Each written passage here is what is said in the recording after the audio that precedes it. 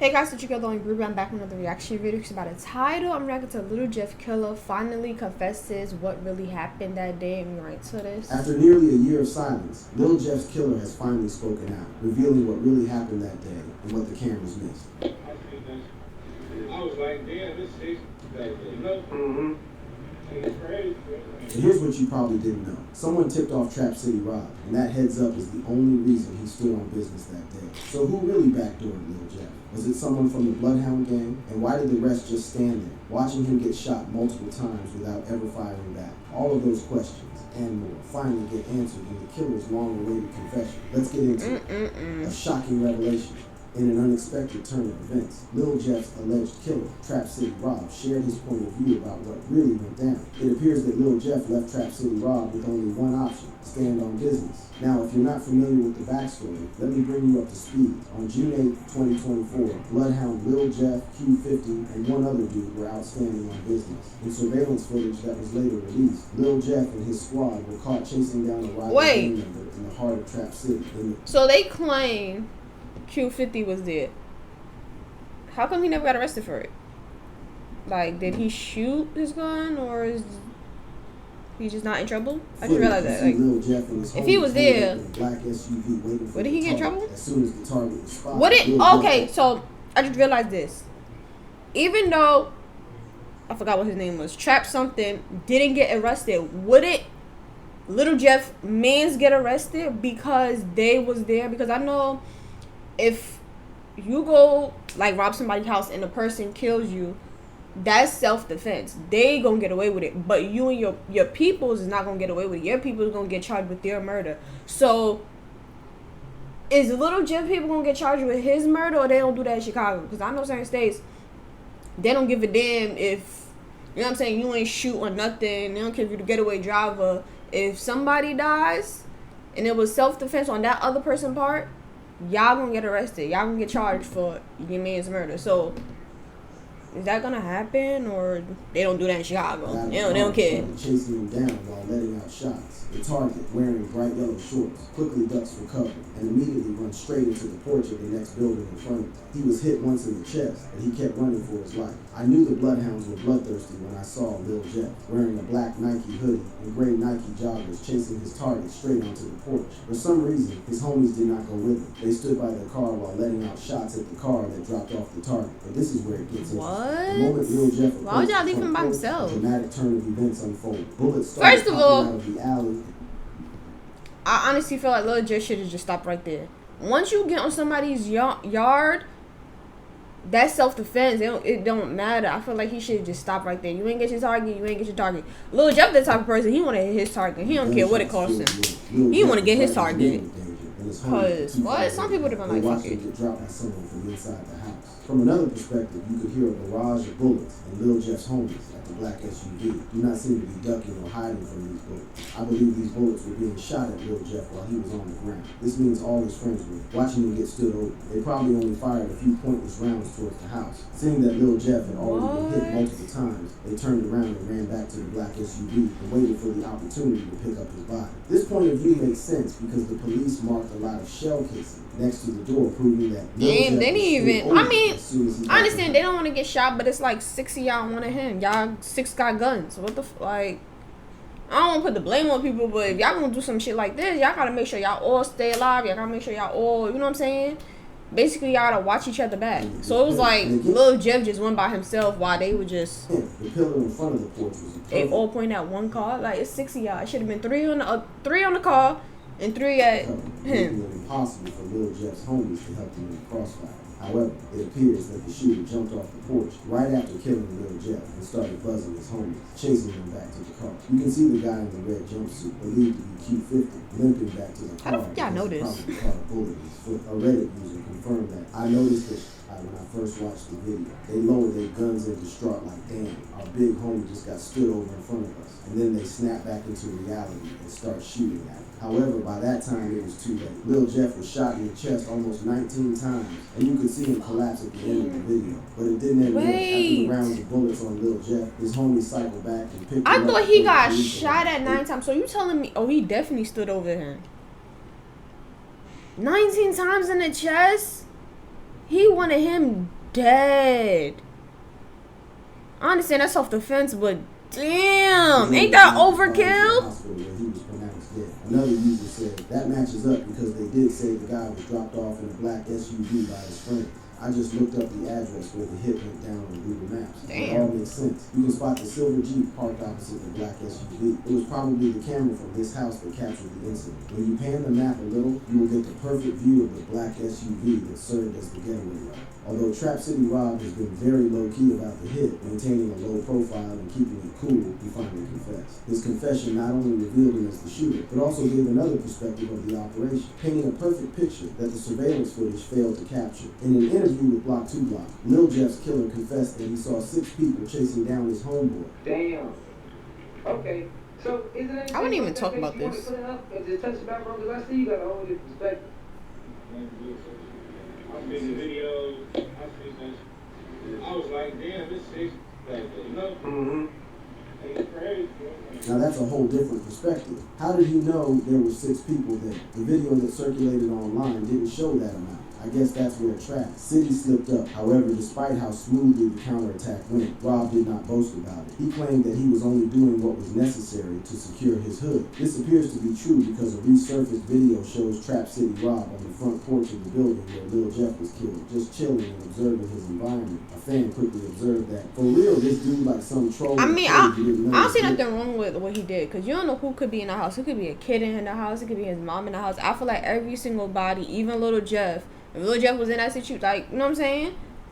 You emptying the whole clip, to be honest, because you don't know who in that house. It could be a kids. That's why it's kind of like messed up in a way. Like, I understand, like, I don't understand really, but Lil Jeff want to get his ops, you know what I'm saying? But I would have think, like, damn, what if there's kids in there? Like, what if there's an old lady? Like, I honestly feel like Lil Jeff should have not did that. Like, I feel like he should have just, all right, I can't get him. Fuck it. You know what I'm saying? Because you really, that's the sad part. That's really what I'm thinking. Like, damn. It could have been a kid in there and Lil Jeff trying to run in the house. It's like, too late. This is his spot. You don't know who could have got hit. It's no surprise that people started praising Rob as the defensive player of the year. During the interview with he protected his home. Rob confesses why he was always on the front porch, saying he is critically conscious of his environment. I'm conscious, like, I'm in my bag, but I understand the overall. You know what I'm saying? And this is particularly true because in the same interview, you could see Trap City Rob and his homies, OTF, Black, and Terror, constantly observing the left and right for any possible threat. Damn, see, this is why I can't be in them. I don't know how y'all be in them streets. A glimpse of his critical consciousness, revealing that drill rap is a plot against black people to fight themselves. Unfortunately, young black people have fallen for the bait, which is why they always run up on each other at the slightest inconvenience. Black man is very underdeveloped and undereducated in America.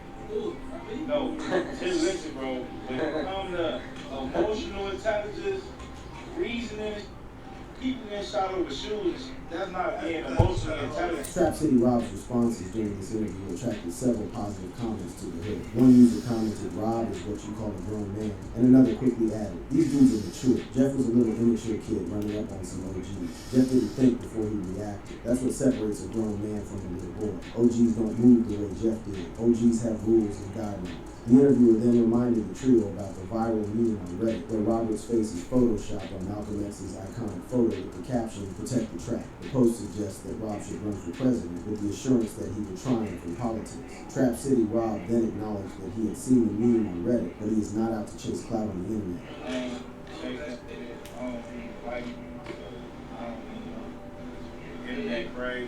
Trap City Rob is truly smart and understands that bragging about the hit will only continue the circle of violence in the city. After all, the entire beef has been bloody because every hood wants to slide for their fallen homie, fueling an inextinguishable hood war. The Hood War. In an earlier interview covering Lil Jeff's lifestyle, the rapping hitman revealed that he had been on the street since he turned 18. So around what age did you jump off the porch and start hanging out in the streets? When I came outside for real, I was like 18. However, Bloodhound Lil Jeff revealed that although he jumped off the porch relatively late compared to his peers, he was no stranger to the street because he had an older brother who plugged him in on the cruelty, violence, and lifestyle of the street. But I'm doing that. If he was, okay, he jumped off the porch at 18. Wasn't he 19 when he died? You're telling me this nigga got 10 to 12 bodies in a year? Is he 19? Wasn't he 19? This I've been motherfucker. seeing my whole life, you know what I'm saying? I told you I got an older brother.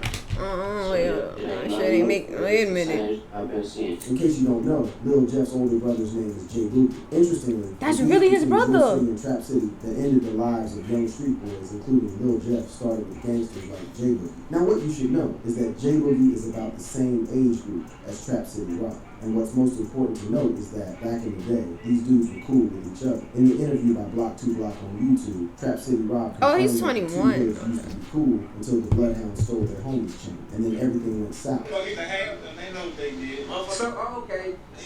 So, okay, Bloodhounds, y'all was cool. Everybody got those my homies. They stole the chain, bro. We tried like took each stole my own chain. But again, if you look closely, you will see even far deeper than what Rob said was the reason for the beef. At least for Bloodhound Jeff, their feud started with the death of his cousin Z-Man. Let me give you a little background. Very early in Lil Jeff's growth, Jay Boogie caught a charge and was sent behind bars. Now with Jay Boogie in jail, Lil Jeff's cousin Z-Man stepped in and started playing the role of an elder brother to Lil Jeff. He helped do his dirty work for him. He gave him the spotlight while playing the role of a background director. However, Lil Jeff and the entire Bloodhound gang would be faced with one of the most devastating losses that would 23 was the D-Day. Jeff and the Bloodhounds had decided that Lil Pooh wasn't going to see the next summer. However, Lil Jeff didn't just roll up on Pooh and spray him. He instead waited for him outside his home, as patient as a watchdog. And when Lil Pooh arrived home to rest his head, Lil Jeff sent him to eternal rest. According to CPD, at about 11:30 p.m., shots rang out at the 1800 block of 223rd Street. Yeah, I remember this. I forgot what he said in his song, but he said something about waiting in the bushes and something like that. I said, yeah, Lil Jeff done did it. I said, Lil Jeff done did it. Cause the details is like, yeah, people be rap cap, but like, how you know certain things? Like, fuck you, like, in the bushes. They found the victim, later identified as Pierre Boozer Jr., unresponsive in the front yard of his home. He was shot multiple times until he breathed his last. No one said a thing about the hit to the police, but the street knew who the prime suspects were. Then shortly after, Lil Jeff wanted to send a clear message. He dissed Lil Pooh in an unreleased song hinting that he waited outside his home and got him. Lil Pooh dissed Z now, Lil Pooh gone. You know, it never take too long laying in the grass until you come home, he rapped. Word on the street was that Lil Jeff never released the diss out of respect for his Flipside homie. However, he did when it? Lil Pooh's homie posted his picture, Lil Jeff sent a message saying he dissed Z. Lil Jeff was direct. No Z-Money disrespect can be tolerated. However, Bloodhound Lil Jeff did not just slide for Z-Money and went back to the shell. He had tasted blood and was craving more. Shortly after, Lil Jeff was out on the street again. Telling you, he would have got life in prison. One of the most popular moments Lil Jeff chased down ops was the murder of BKN, Lil Rob, and Monty. Alright, we saw this. As soon as the news of Lil Jeff's death hit the streets, the city of Chicago was startled by a series of trolling on the Reddit community, with most of the disses directed at the hood allegedly responsible for sending Lil Jeff back to his maker to protect their own. As expected, the members of Chiricology, a subreddit for discussing Chicago's real culture, wasted no time identifying the killer. Discussions on Chiricology alleged that the shooter was none other than Trap City Rob. This is largely because Trap City Rob, or I Trap Rob, has been arrested several times at the apartment where the shots that took Lil Jeff out were fired. However, while some were identifying the shooters, others were analyzing the video to identify the faces of the guys Lil Jeff was on the drill with. Remember the guy in the red jumpsuit? Fans identified him as Q50, and people started trolling for getting shot on the drill. However, Q50 denied being involved in the drill. Does it make it worse when there's like videos and people reacting to it? That's true too, though. You saying, I wasn't even there, right? I wasn't even there. I mean, I was saying the same shit too. What the fuck, nigga? I do what? Like I said, because I know in certain states you can get charged for your homie murder. Nigga, I wasn't there. That wasn't me. That's the AR. That's a fucking lookalike. I don't know who the fuck that was. He must have brought somebody else, but that shit was not me. But how y'all be knowing who the hell's who? Like, that video hella blurry. Like, I understand the person got dreads, they light skin, but how the hell y'all know that? Well, Q50 might deny all he wants, but the street is hardly wrong. In the same light, the Reddit investigators identified the guy in the yellow shot who Lil Jeff was chasing as Trap City Glenn. In a shocking turn of events, it turned out that day was not the first time Lil Jeff chased down Trap City Glenn, because it was alleged that Lil Jeff once caught Glenn slipping at the store and fired 15 shots at him. However, Glenn always survived. He really want him dead. Then a resurfaced video shows Lil Jeff talking about the time he chased down Glenn at the store, confirming the rumors on the street. Yeah, look. Yeah, look. That's stubborn. Too bad is it? Nah. He can just see y'all. I'm glad though. He can see y'all talking about him all day. Yeah. Well, 15 shots. This nigga don't give a. Yo, he really is a menace. Y'all talking about Vaughn and all that. He scares me. This man, he's scary. This man's really talking about what he did to somebody in a video and not give a fuck. Could have killed Glenn, but Glenn survived. A fan quickly commented, Even when he did that 2-piece sign, even when he did that, ooh. damn, that gotta be blessed that far. Grandma been praying for him types.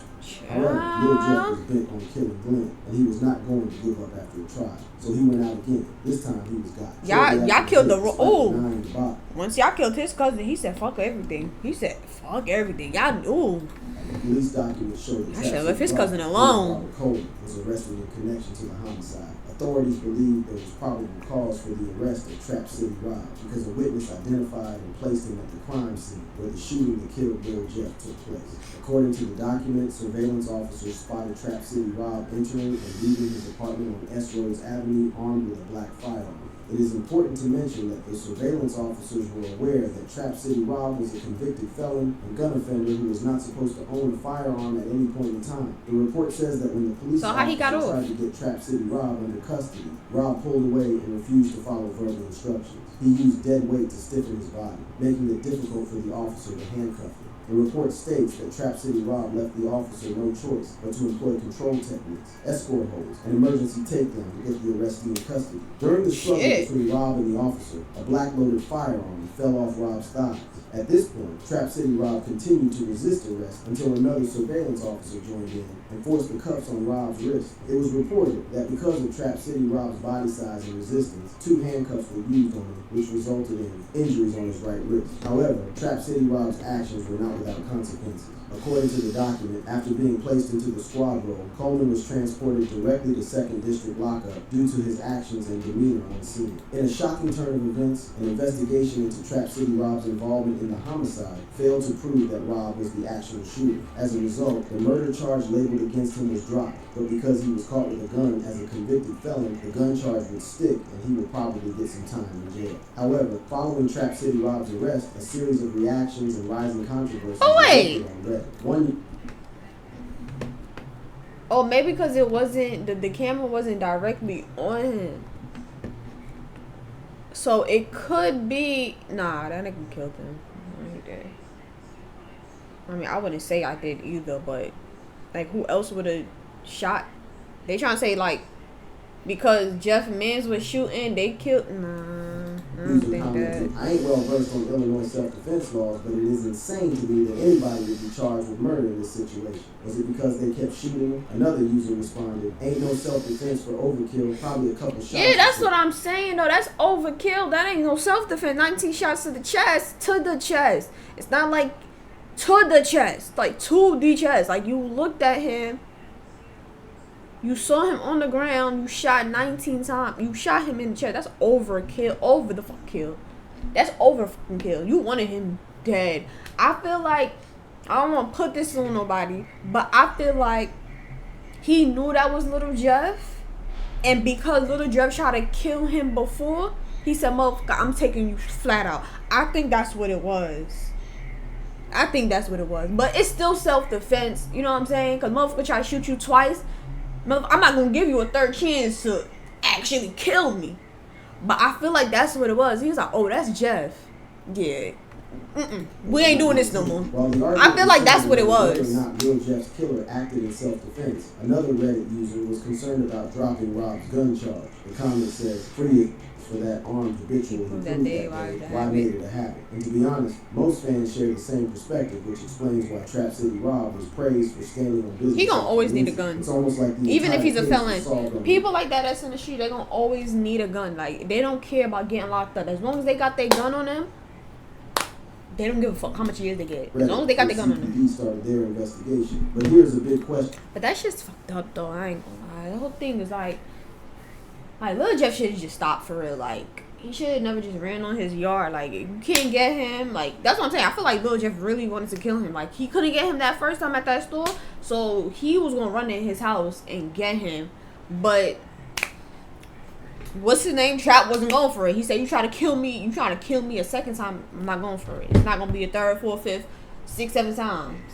I think he shot 19. I didn't even know. I thought he shot 19. I thought he like shot 19 times, but Jeff got hit once. 19 times? That is sad. Like, what is your, like, in your thought, like, being, oh, I will never be shot, bro. Just, I don't know how y'all like this fucking life. I'm sorry. Imagine just being shot once, but 19 times? And you know what would have been so crazy? If Lil Jeff survived that shit. I feel like that would have made him worse. Like, yeah, he probably would have been in prison, but that shit would have, yeah, prison would have been the perfect thing for Lil Jeff. If he was to survive that nigga already be bragging about what he be doing and stuff like that. Talking about he got 10, 12 bodies. Imagine what he gonna do if he survived 19 shots. That's scary. I'm not gonna lie. Shit like that is scary. But if you like the reaction, you know what to do. Like, comment, subscribe, turn that post notification bell on so you know when I bring a video. And I'll see you in my next video.